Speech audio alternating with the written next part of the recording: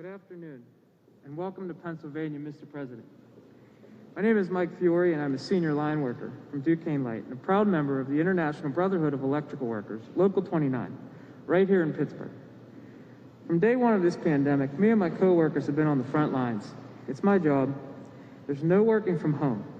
We've kept the lights on and the power running to communities throughout Western Pennsylvania. Every day I deal with our electrical grid, so I know how critical infrastructure is to our communities. That's why I'm so excited about Joe Biden's Build Back Better plan. Nearly everyone agrees that we need to modernize our roads, bridges, power grids, airports, and railroads. That we need to invest in new energy technologies and American-made manufacturing. But what President Biden is proposing isn't just an investment in infrastructure, it's an investment in good union jobs.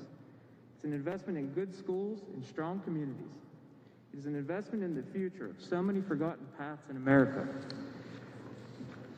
My brother teaches at Pine Richland High School in Gibsonia, just north of here, the same high school we both went to. The kind of investment Joe Biden is talking about would mean so much to his school and to his students, both now and in the years to come. For example, President Biden proposes a massive expansion of high-speed broadband, and that's critical to the health of so many small towns in this area. I've got 2 little kids at home myself, and I don't want to see them leave the area or even the state to find opportunities. The Build Back Better plan is directed at communities like mine. It's about opening up opportunities, revitalizing local businesses, and creating jobs. For decades, Pennsylvania was a global leader in manufacturing and good union jobs. It can be that way again, as President Biden has a solid plan to make that happen.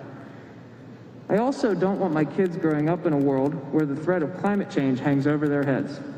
That means investing in electrical vehicle charging infrastructures and all forms of clean power technology so we can slash carbon emissions and create tens of thousands of green energy jobs, union jobs. And that's exactly what President Biden is proposing. Here's another reason I'm so excited about this. I'm 100% a union guy. It is in my blood. The union changed my life, and it gave me opportunities I could never have dreamed of. Being a line worker isn't always easy, but thanks to my union, I enjoy a great paycheck, strong health and retirement benefits, and a voice on the job. Here's who else is a union guy, Joe Biden, and he said again and again, unions built the middle class. That's why his plan supports collective bargaining rights. It supports a living wage and making sure the taxpayer money goes to supporting American-made manufacturing. The men and women of the IBEW are ready to get to work, rebuilding our infrastructure, retooling our plants, and revitalizing our communities and the middle class. We're ready to build America back better. So it is my pleasure and it is my honor to introduce the President of the United States, Joe Biden.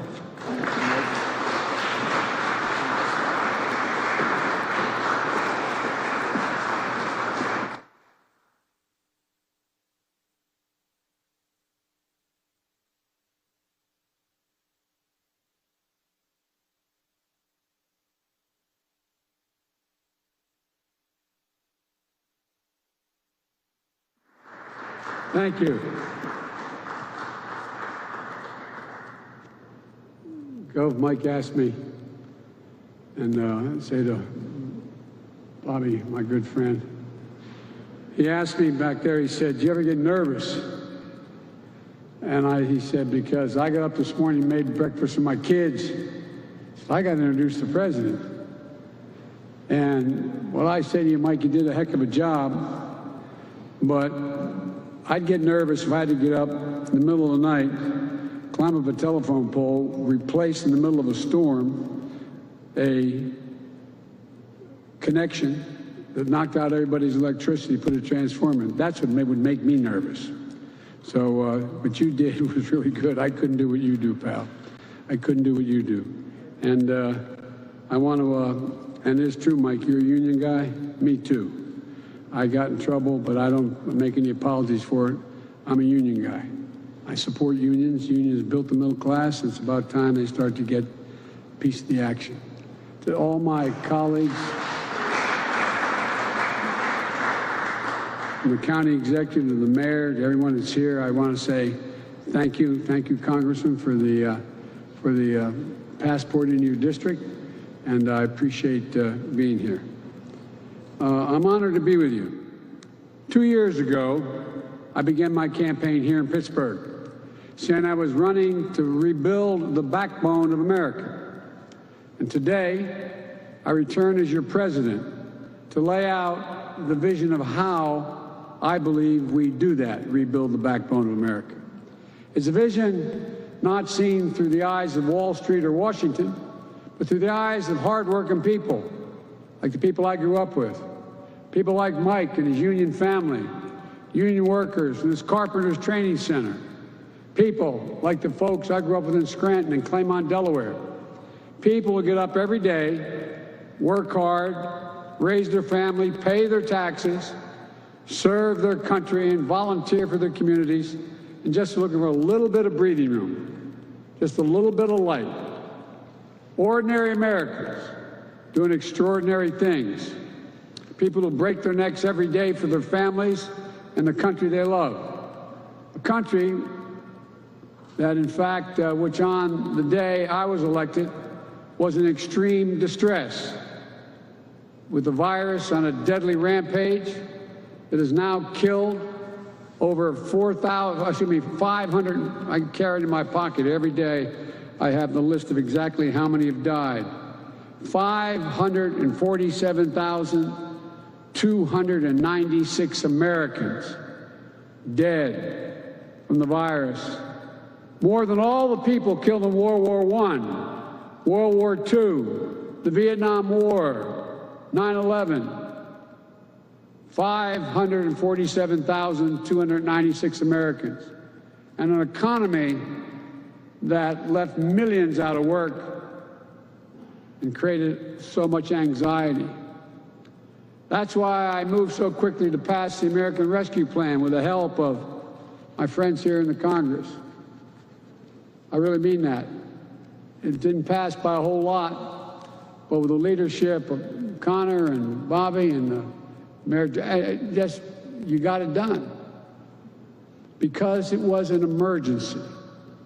We needed to act to save jobs, to save businesses, to save lives.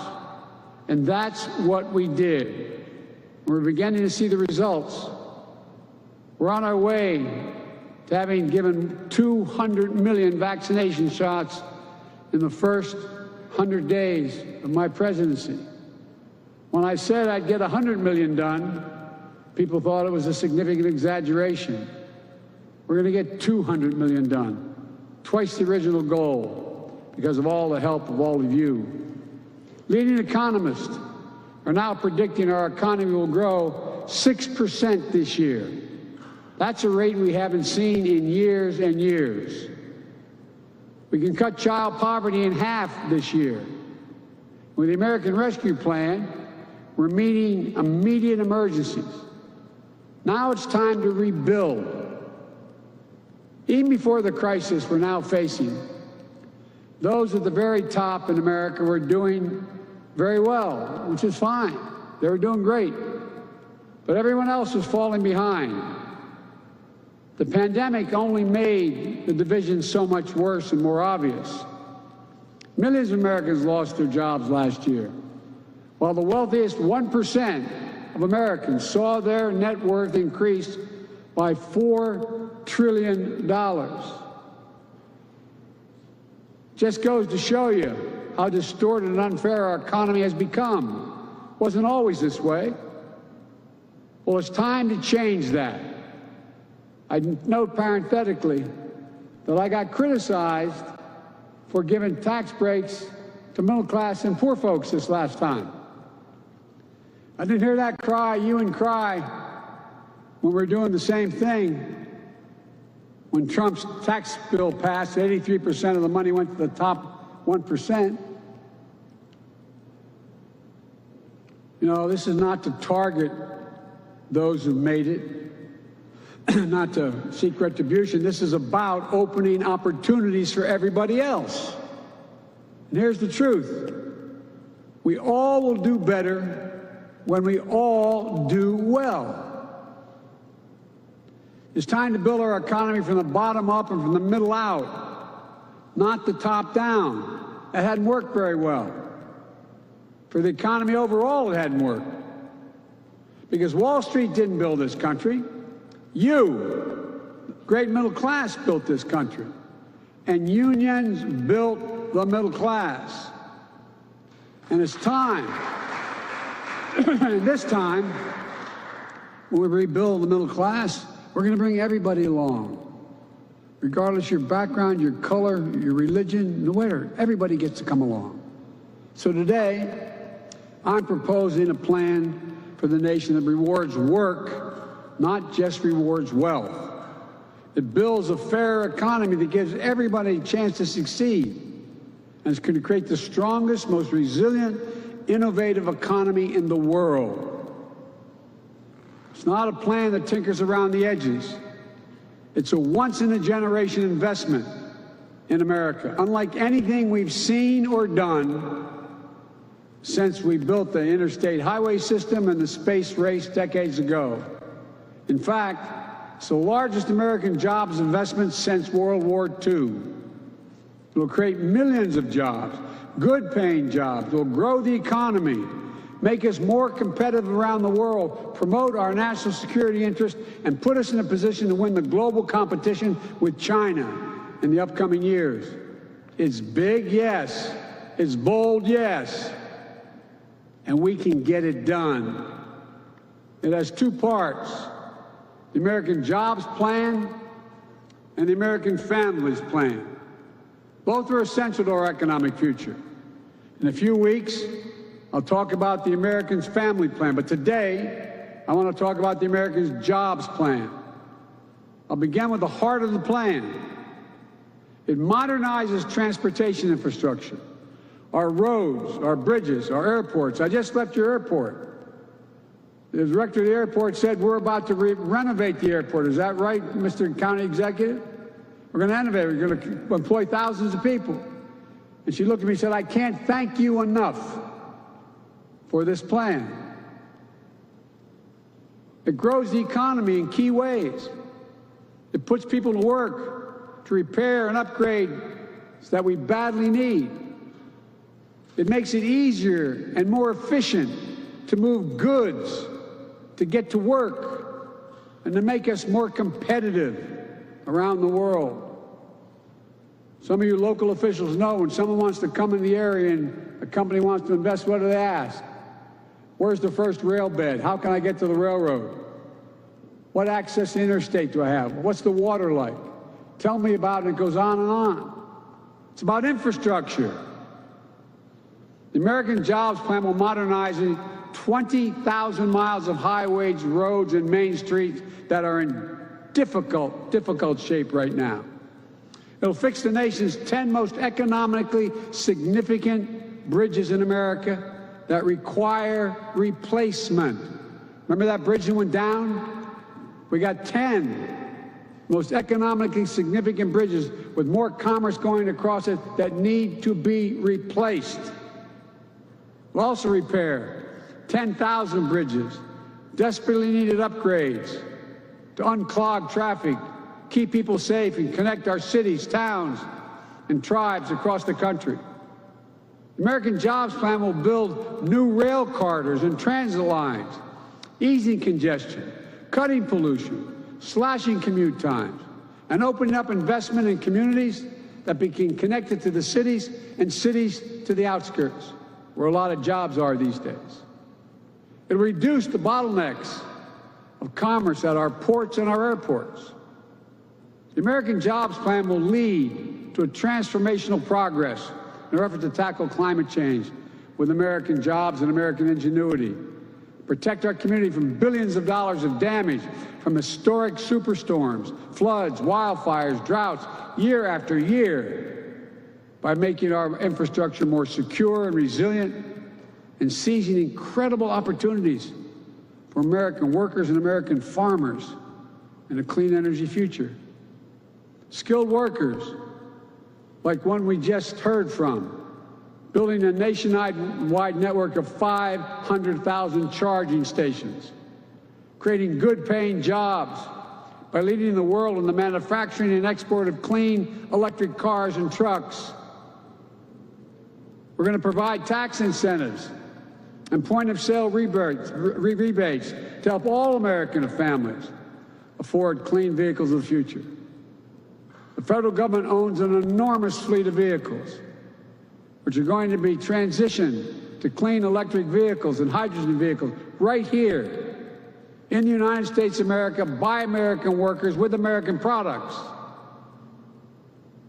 When we make all of these investments, we're going to make sure, as the executive order I signed early on, that we buy American. That means investing in American-based companies and American workers. Not a contract will go out that I control that will not go to a company that is an American company with American products all the way down the line and American workers. And we'll buy the goods we need from all of America. Communities that have historically been left out of these investments. Black, Latino, Asian American, Native Americans, rural, small businesses, entrepreneurs across the country. Look, today, up to 10 million homes in America and more than 400,000 schools and child care centers have pipes where they get their water from, pipes that are lead-based pipes, including pipes for drinking water. According to scientists, there is simply no safe exposure to lead for a child. Lead can slow development and hearing problems. The American Jobs Plan will put plumbers and pipe fitters to work. Well, that was President Biden outlining this new infrastructure plan, which we're going to talk about